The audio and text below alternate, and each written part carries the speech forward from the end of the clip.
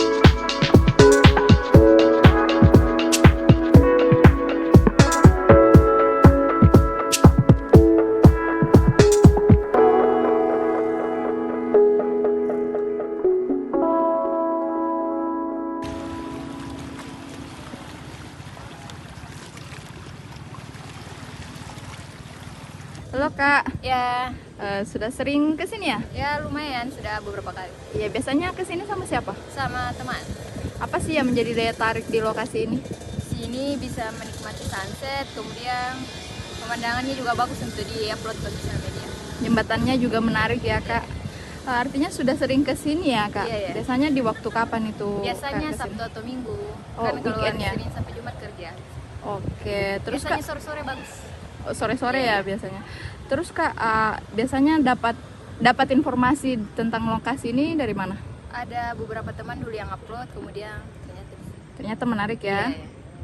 Oke, untuk biaya retribusi masuk ke sini Oh, bayar? tidak ada Kak, gratis. Gratis ya, Iya. jadi bisa menikmati sunset gratis juga di lokasi ini. Oke, atas Download Tribun X sekarang. Menghadirkan lokal menjadi Indonesia.